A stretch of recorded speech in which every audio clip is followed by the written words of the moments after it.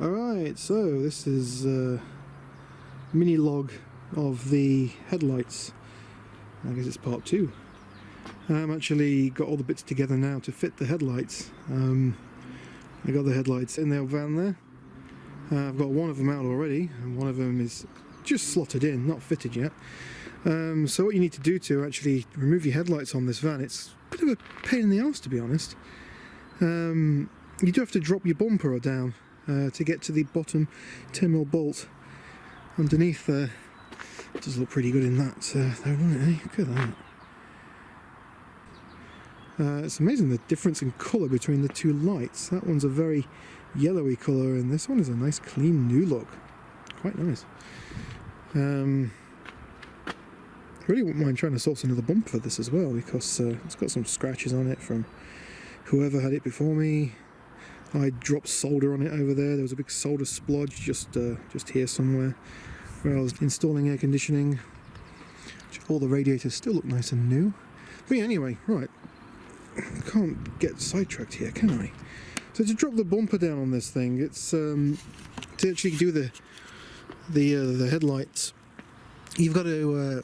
I advise you get it up on ramps. That does work quite well.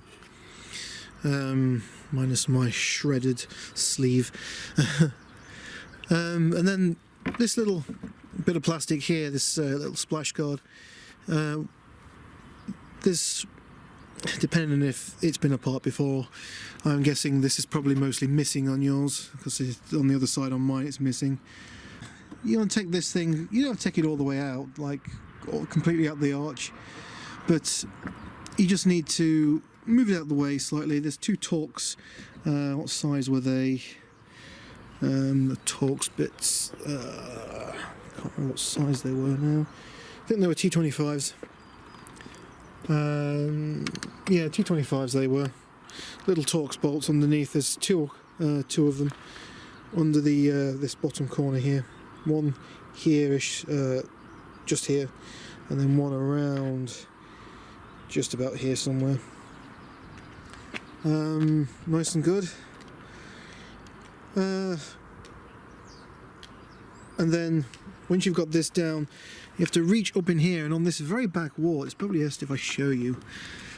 Just get the camera in there. Just up there on that very heavily Dynaxed rust-proof, there's a little hole there, just right at the top. And that hole is where a little peg, threaded bit of bar sits through, which is attached to the bumper, and a 30mm nut on that. You can undo that, and you'll be able to then, this just clips on here, and you pull it forwards, and you see these little clips here, they'll all come forwards and slot out. I advise you do one side at a time. That way you don't have to fight with your bumper, and it can be quite difficult to get the bumper completely on again. Believe me, it does take two people to sort of get it and slot it into the slots and then push it forwards. But once it's on, it generally stays there. It's pretty good. And then obviously you just tighten your... There's that little thing just there, look. Little threaded bar just down there. You see that on the camera. Yeah, it is there. That's the hole it goes through anyway, that one just there. Try not to scratch any paint, of course, and if you do scratch paint, try and rust treat it, prevent it from rusting. So yes, it's as easy as that. Take your grill off, of course, that's nice and simple. There's two T30s. There is the one up here, same the other side, and it's just clipped on with clips that sit in here, and one's been left behind, look, so I need to pull that out, but I'll do that from the other side. Pull that out and then slip that back in there so I can slip the clip back on. And I also advise you take out these little T30s as well. You can get to those through the grill actually. And then pull your grill off. Just be careful, it is hooked in here, down here with these little hooks. Take them off, sort of lean it forwards a bit and then jiggle it around and it comes out. But yes, let's say, I don't know if you can see, but there is just old headlights issue, I guess. Yeah, as you can see, the headlights are a bit road rashed, although a lot of it looks like it's on the inside. I think it's just general UV damage. Headlights are not in bad condition though, for saying it's 15-year-old. Well, it's 16 years old now, isn't it? I don't know. Alright, let's continue on with this. It does look nice. I do need to straighten that projector lens up a little bit. It's a little bit off to the side, but thankfully from the other side you can just turn it while it's in the holder, make it nice and level. Put the bolts back in, attach all the electronics. Should be good. Should be good. Should be good. Now, these also take H1s as well, so you change your headlamp from the original H4s to H1s. You will require a device that looks like this.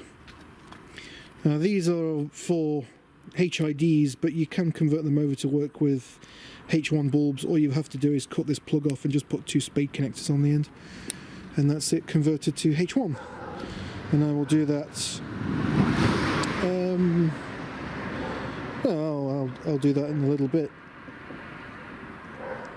There is a bit of flip-flop with that because your H1s do earth through the lamp itself, so you may have to take a screw out on your actual projector lens and just make an eye connector and run a manual earth, one of these things, to a screw that's actually on the back of the projector lens itself. And then that will work as your earth, and just earth that into the body somewhere. There's plenty of places to earth. You got all these bolts here and things you can earth to. And if you really wanted to on this side, you can earth direct to your battery. Okay, let's get on with it, shall we? I'll leave this up in the front. I'm going to need it. Okay, so as you can see, old and new.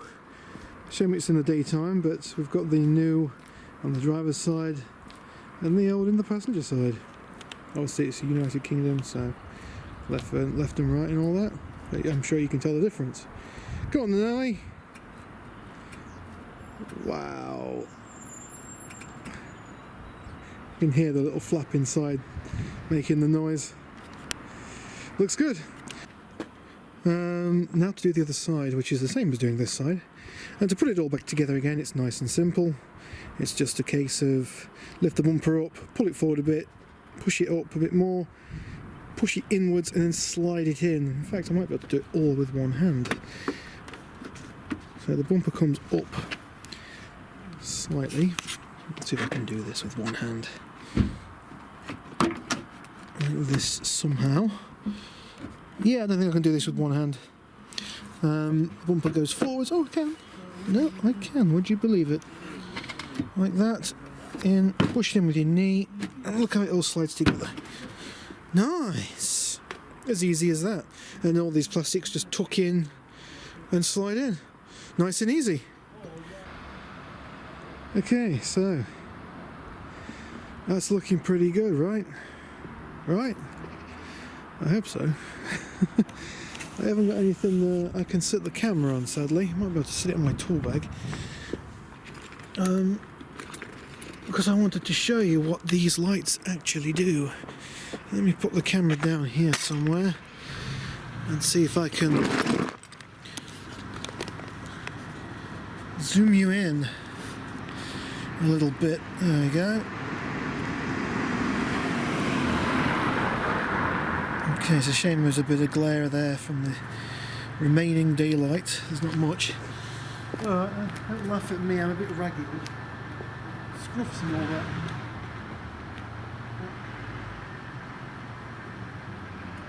Yeah. I'll put my indicators on.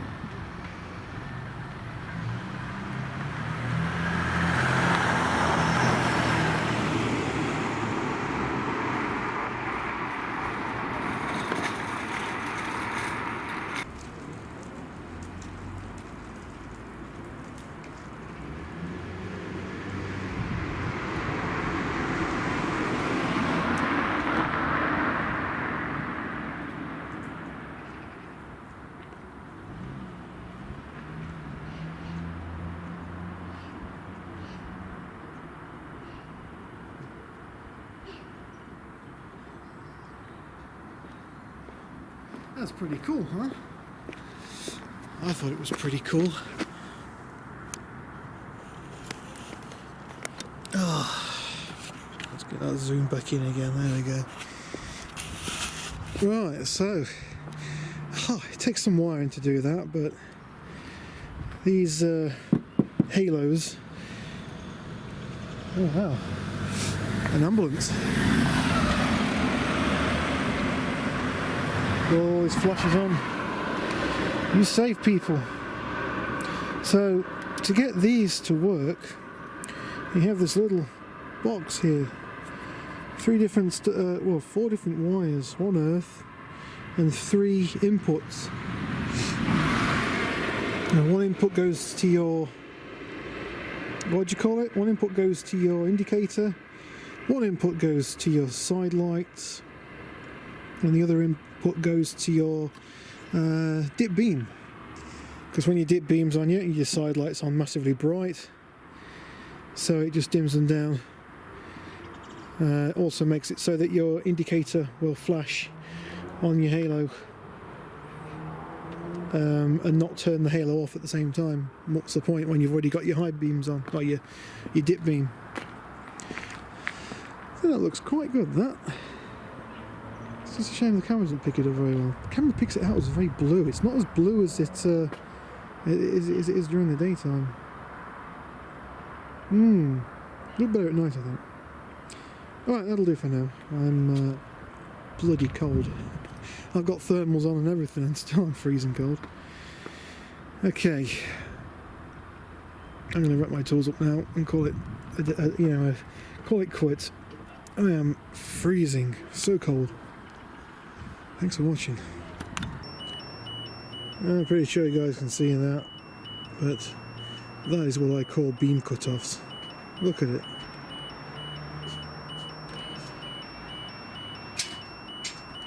That's unbelievable.